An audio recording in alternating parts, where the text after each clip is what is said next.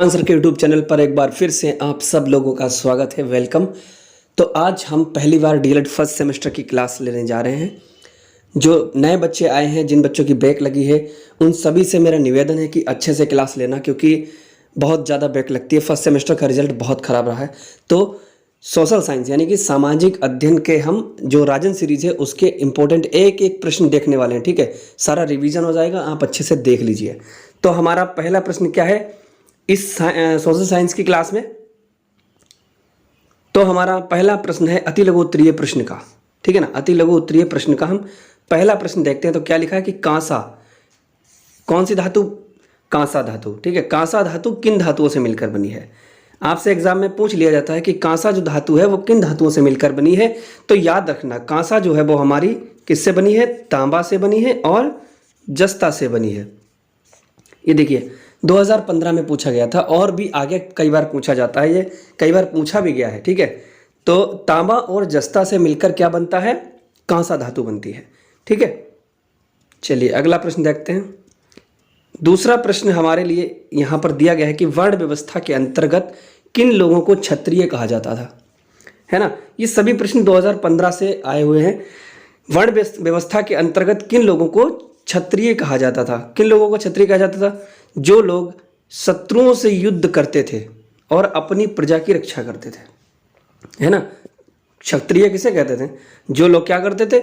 जो लोग युद्ध करते थे और क्या करते थे? प्रजा की रक्षा करते थे। है ना, जो लोग युद्ध करते थे और प्रजा की रक्षा करते थे वो लोग कौन थे? क्षत्रिय थे। ठीक है, चलिए अगला प्रश्न। अगला प्रश्न हमारी स्क्रीन पर हमें दिख रहा है। यहाँ पर हमसे पूछा है प्राचीन भारत के 2 महाकाव्यों के नाम। ये आपको पता होगा। जिन बच्चों की बैक लगी है और जिनकी नहीं लगी है वो भी अच्छे से देख लें। ठीक है ना, प्राचीन भारत के 2 महाकाव्य पूछे हमसे। महाकाव्य कौन कौन से ये बताइए। महाकाव्य हमारा है, एक तो महाभारत है। ठीक है ना, एक तो महाभारत है और दूसरा कौन सा? एक तो रामायण है। रामायण तो सबने देखी होगी, है ना। तो रामायण और महाभारत हमारे भारत के, जो प्राचीन भारत के 2 महाकाव्य हैं। ठीक है, महाकाव्य के नाम अगर लिया जाए तो महाभारत और रामायण है। चलिए आगे देखते हैं। दोस्तों, अगर आप हमारी वीडियो को पहली बार देख रहे हैं तो प्लीज़ आपको वीडियो को क्या कर देना है? वीडियो को अभी से लाइक कर दो। ठीक है, और चैनल पर अगर नए हो, पहली बार हमारी वीडियो देख रहे हो तो प्लीज़ सब्सक्राइब ज़रूर करना। आपको बहुत सी अच्छी अच्छी वीडियो देखने को मिलेंगी और सारी डीएलएड न्यूज़ अपडेट आपको मिलती रहेगी। ठीक है, तो जल्दी से लाइक करो और सब्सक्राइब करो। तो ये अगला प्रश्न हमारा चौथे नंबर का प्रश्न है, विश्व दुखों से भरा है। ये हमारा आया था डीएलएड 2019 में, है ना। डीएलएड 2019 में आया था क्या कि विश्व जो है वो दुखों से भरा है। ये सिद्धांत बुद्ध ने कहाँ से प्राप्त किए थे? भाई ये सिद्धांत बुद्ध ने प्राप्त किए थे कहाँ से? उपनिषद से। है ना, सीधा सीधा जवाब, उपनिषद से प्राप्त किए थे। एक चीज़ और याद रखना, क्वेश्चन अगर इस हिसाब से पूछा जाता है विश्व दुखों से भरा है, ये सिद्धांत बुद्ध ने कहाँ से प्राप्त किया, तो आपको सिर्फ उपनिषद से उत्तर में नहीं लिखना है, वरना नंबर आपका कट सकता है। आधा नंबर काट लेगा, पक्का काट लेगा। आपको लिखना है कि विश्व दुखों से भरा है, ये सिद्धांत बुद्ध ने उपनिषद से प्राप्त किया, पूरा लिखना है। ठीक है ना। अगला क्या है? अगला बहुत ही इंपॉर्टेंट प्रश्न है, डीएलएड 2019 में आया है। ठीक है, जैन धर्म के संस्थापक पूछा है, पढ़ा भी होगा आपने, पिछली बार भी पढ़ा होगा। जैन धर्म के संस्थापक कौन थे बताइए? जैन धर्म के जो संस्थापक थे ऋषभदेव थे, अगर संस्थापक पूछा जाता है तो, है ना। इन्होंने ही ये जैन धर्म की स्थापना की थी। ठीक है, प्रथम तीर्थंकर यही थे। एक प्रश्न और आता है इसी तरीके से कि जैन धर्म के 23वें और 24वें तीर्थंकर कौन थे? है ना, 24 ही तो थे टोटल। 24वें हमारे थे महावीर स्वामी जी, है ना, और 23वें थे पार्श्वनाथ। अधिकतर आपसे 2 पूछे जाएंगे, या तो जैन धर्म के संस्थापक या जैन धर्म के प्रथम तीर्थंकर पूछा जाएगा। ठीक है, तो आपको लिखना है ऋषभदेव। अगर आपसे पूछा जाता है जैन धर्म के अंतिम तीर्थंकर या 24वें तीर्थंकर कौन थे, तो आपको लिखना है महावीर स्वामी। समझ गए? अच्छे से समझ गए? चलिए बहुत बढ़िया। तो हमारा अगला प्रश्न क्या है? अगला प्रश्न 7वां प्रश्न हमारे सामने है कि महावीर के बचपन का नाम क्या था? पूछ लेता है, कभी कभार पूछ लेता है। तो महावीर के बचपन का नाम जो था वो वर्धमान था। महावीर के बचपन का नाम वर्धमान था। ठीक है, अगला बहुत ही अच्छा प्रश्न जो कि 2015 में आया हुआ है। क्या है कि अष्टांगिक मार्ग क्या है। अष्टांगिक अगला प्रश्न बहुत ही इंपॉर्टेंट है। क्या है? इंपॉर्टेंट है, अच्छे से याद कर लीजिए। 2015 में आया भी था, रिपीट होता रहता है। ठीक है, आपसे अष्टांगिक मार्ग क्या है ये ज़रूर पूछेगा। आपसे पूछ लेगा कि अष्टांगिक मार्ग क्या है, ये किन से संबंधित है। तो भैया आपको बताना है कि जो अष्टांगिक मार्ग है ना, वो अष्टांगिक मार्ग गौतम बुद्ध द्वारा निर्वाण प्राप्ति हेतु, किसके प्राप्ति हेतु? निर्वाण प्राप्ति हेतु बताया गया मार्ग है। इसके कितने नियम है? 8 नियम। इसके 8 नियम है, ठीक है ना।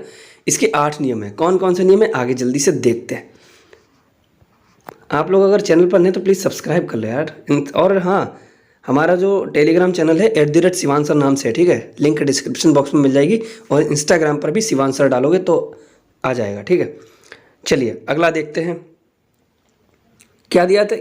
8 नियम क्या है कि सम्यक दृष्टि, सम्यक स्मृति, सम्यक संकल्प, सम्यक वाक, सम्यक कर्मांत, सम्यक आजीव, सम्यक व्यायाम, सम्यक समाधि। ये बहुत कम पूछा जाता है, लेकिन पूछ लेता है, कभी कभार पूछ लेता है। लेकिन जो इंपॉर्टेंट है वो देखो, जो एग्जाम में आया। ये देखो कितनी बार आया। तारा किसे कहते हैं? आसमान में तो रात में बहुत तारे देखते होंगे आप, और डायलॉग भी बहुत मारते हो, हैं? एक हाथ मारेंगे दिन में तारा देखने लगोगे, तारे नज़र आ जाएंगे। तो तारों के शहर से बाहर निकलो और ये देखो तारे, तारा किसे कहते हैं। आपको अगर पूछ लिया जाए कि बताइए तारा किसे कहते हैं, परिभाषा दीजिए, तो आप क्या देंगे? समझ में नहीं आएगा क्या दें। यही बोलोगे कि आसमान में तारे होते हैं, लेकिन नहीं, ऐसा नहीं है, ठीक है। जो तारा किसे कहते हैं ये हमसे कई बार पूछा गया। 2015 में दूसरी बार से, और 16 में 3 बार पूछा गया। बताइए सर, ठीक है ना। तो तारा क्या है? तारा एक पिंड है। कैसा पिंड है? आकाशीय पिंड है ना, जो आकाश में होते हैं। तारा एक आकाशीय पिंड है जो अपने प्रकाश से प्रकाशित होता है।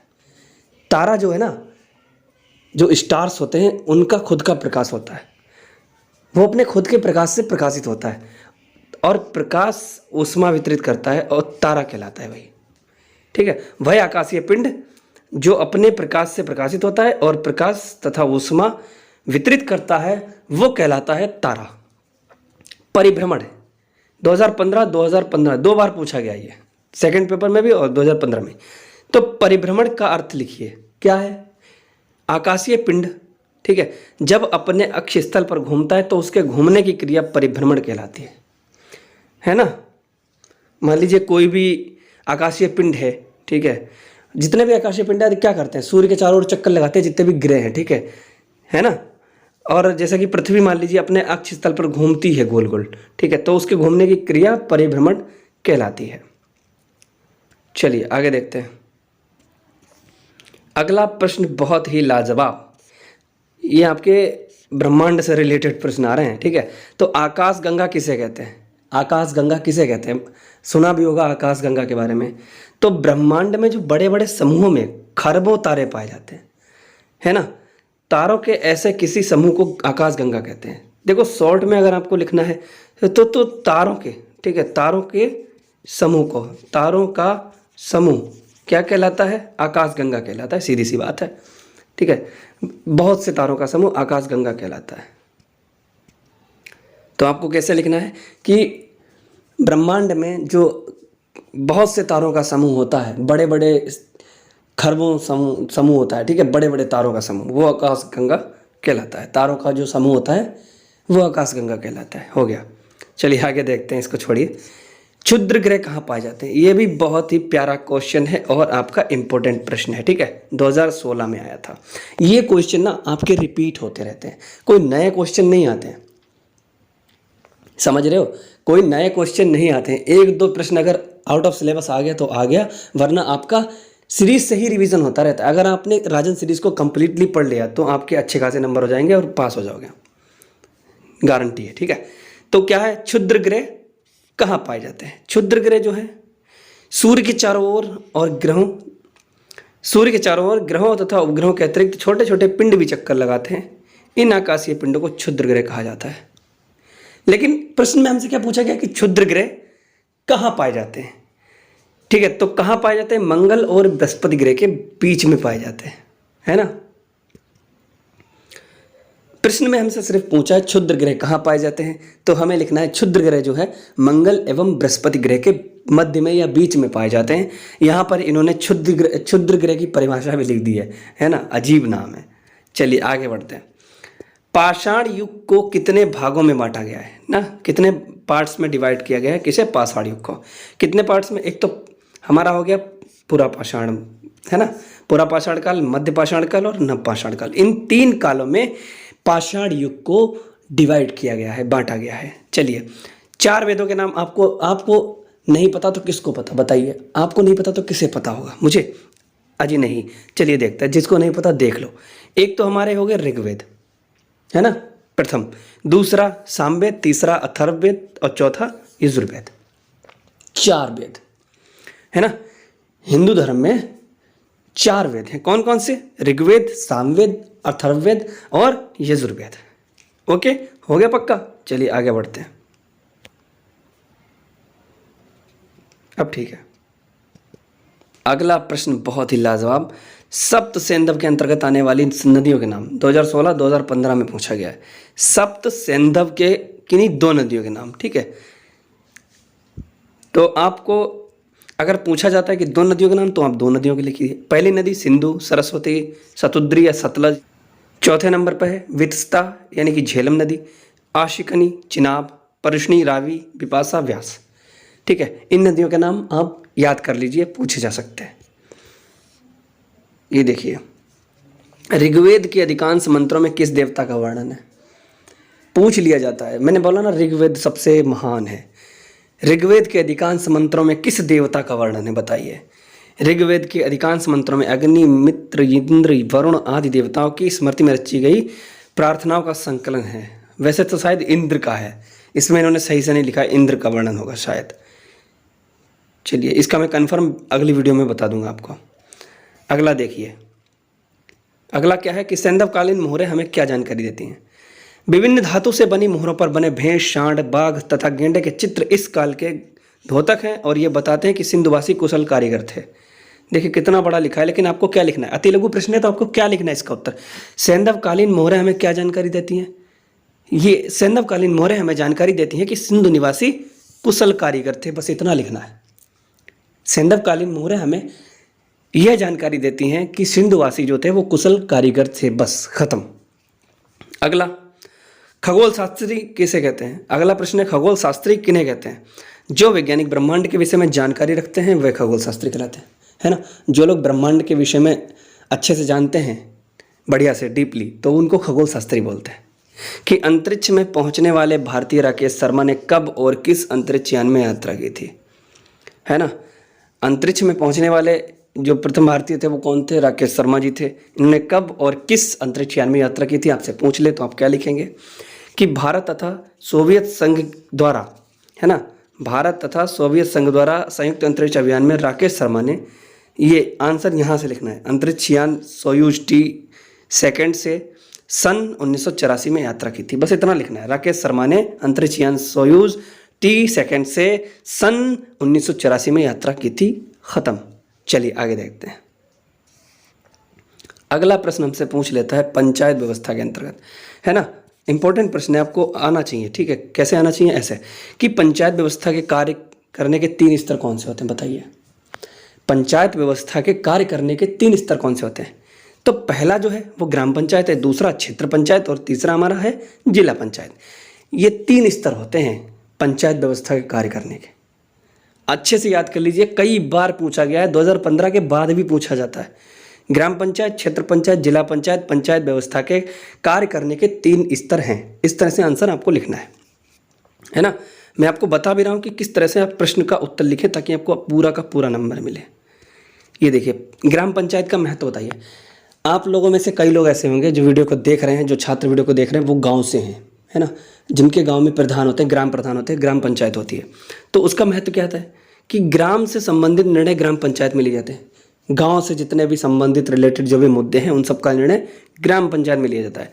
गांव के लोग अपनी स्थानीय समस्याओं को ग्राम पंचायत में सुलझा लेते हैं, जिससे उनके समय, संपत्ति और संसाधनों की बचत हो जाती है ना। गांव में अगर कोई कांड हो जाता है या कोई ऐसा दुर्घटना या घटना हो जाती है, ठीक है, तो उसका जो निर्णय है वो ग्राम प्रधान के द्वारा किया जाता है, यानी कि ग्राम पंचायत के अंतर्गत किया जाता है। उससे क्या होता है, हमारे समय की बचत होती है। अगर हम कोर्ट में जाएंगे तो हमें समय लगेगा, पैसे लगेंगे, सब कुछ लगेगा, है ना। तो इसलिए ग्राम पंचायत अच्छी है गांव के हिसाब से। चलिए अगला देखते हैं। प्रश्न पूछ लिया जाए कि ग्राम शिक्षा समिति का अध्यक्ष कौन होता है। 2016 में पूछा गया था सर, ग्राम शिक्षा समिति का अध्यक्ष कौन होता है, तो वो होता है हमारा ग्राम प्रधान, है ना। ग्राम प्रधान ग्राम शिक्षा समिति का अध्यक्ष होता है। आपको इस तरह से उत्तर लिखना है। प्रश्न पूछा है ग्राम शिक्षा समिति का अध्यक्ष कौन होता है, तो आपको क्या लिखना है, सिर्फ ग्राम प्रधान नहीं लिखना है। गलती तो यही करते हो ना कि सीरीज में इस तरह से लिखा है, आपने वहाँ भी अगर प्रश्न आया, आपके क्वेश्चन आया, ठीक है, पेपर में, कि ग्राम शिक्षा समिति का अध्यक्ष कौन होता है, आपने लिख दिया ग्राम प्रधान, उत्तर में सीधे लिख दिया उत्तर संख्या 1 ग्राम प्रधान। भाई कहाँ से नंबर मिलेगा, चेक करने वाला कंफ्यूज हो जाएगा ना। आपको पूरा लिखना है कि ग्राम प्रधान ग्राम शिक्षा समिति का अध्यक्ष होता है, या इस तरह से लिख दीजिए ग्राम शिक्षा समिति का अध्यक्ष ग्राम प्रधान होता है। 2 तरीके से लिख सकते हो। चलिए आगे देखते हैं। ये देखिए बहुत ही प्यारा क्वेश्चन है। दीवार में टंगे हुए मानचित्र के ऊपर और नीचे की दिशाओं के नाम बताइए, ठीक है ना। मानचित्र जो होता है ऐसे होता है ना, ऊपर का हिस्सा, नीचे का हिस्सा, ऐसे नीचे की दिशाओं के नाम। तो क्या होता है, मानचित्र में ऊपर और ऊपर की जो दिशा होती है ना, उत्तर की होती है। आप इंडिया के नक्शे को देखना, ठीक है, गूगल पे सर्च करना, गूगल पे सर्च करके देखना इंडिया का मैप। तो आप क्या देखेंगे, जो ऊपर की दिशा होगी ना वो उत्तर की ओर होती है और नीचे की दिशा दक्षिण की होती है। देन इस तरह से नक्शा देखा जाता है।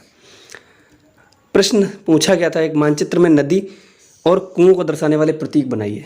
तो नदी कैसे बताएंगे, नदी जो होती है ना वो इस तरह से ऐसे ऐसे ऐसे कर दीजिए, ऐसे ऐसे, ठीक है, ये हो गई नदी। इसी तरह से तो बहती है लहरा के, तो ये हो गई नदी, उसके नीचे लिख देंगे नदी, ठीक है। फिर आप क्या करेंगे, कुआं, कुआं आपने देखा होगा गोल होता है, उसके अंदर क्या होता है, पानी होता है ना।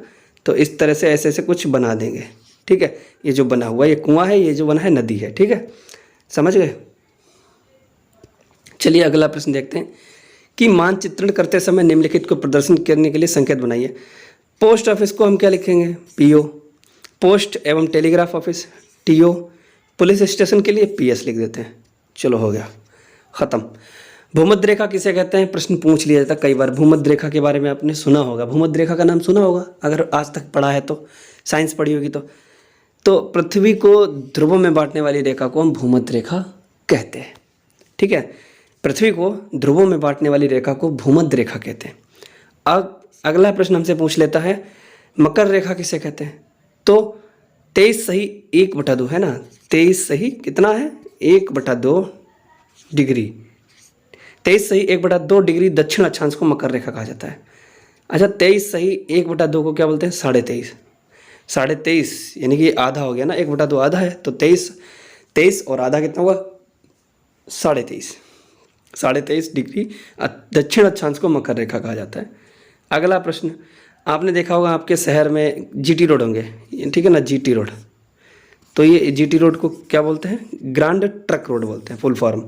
ये किसने बनवाया था, ये बनवाया था हमारे शेरशाह सूरी जी ने, ठीक है। जीटी रोड किसने बनवाया, grand trunk road, Sher Shah Suri ने। समझ गए आप लोग। चलिए तो आज की वीडियो में बस इतने प्रश्न काफ़ी हैं आपके लिए। आप इतने से ही पढ़िए, रिवाइज कीजिए। आपको वीडियो को लाइक कर देना है ना, लाइक करना है, अपने दोस्तों के साथ शेयर करो और चैनल को सब्सक्राइब करो। अगर अभी तक चैनल को सब्सक्राइब नहीं किया है तो कर लो अभी सब्सक्राइब, आपको आगे वीडियो मिलेंगी, अच्छे नंबरों से पास होते रहोगे, समझ रहे हो। हाँ, बहुत लाभ मिलेगा इस चैनल पर जुड़े रहने से। टेलीग्राम चैनल ज्वाइन कर लीजिए, टेलीग्राम चैनल ज्वाइन कर लीजिए। कैसे, क्या है हमारा चैनल लिंक, @SHIVANSHI_SIR, ये सर्च करोगे टेलीग्राम पर हमारा चैनल आ जाएगा। और इंस्टाग्राम पर भी यही है, ठीक है ना, इंस्टाग्राम पर भी यही है, ठीक है। उसमें भी @शिवांश और बीच में डॉट लगा देना, बस शिवांश सर लिख देना, आ जाएगा प्रोफाइल हमारा, ठीक है। और चैनल, टेलीग्राम चैनल की लिंक और ये इंस्टाग्राम की लिंक डिस्क्रिप्शन बॉक्स में मिल जाएगी, है ना। जल्दी से जुड़ जाओ और अच्छे से तैयारी करो, क्लास लो, हमारे चैनल को सपोर्ट करो, है ना। कर्म करते रहो, फल की चिंता मत करो, फल ज़रूर मिलेगा। तो मिलते हैं फिर किसी नई वीडियो में, तब तक के लिए जय हिंद, वंदे मातरम।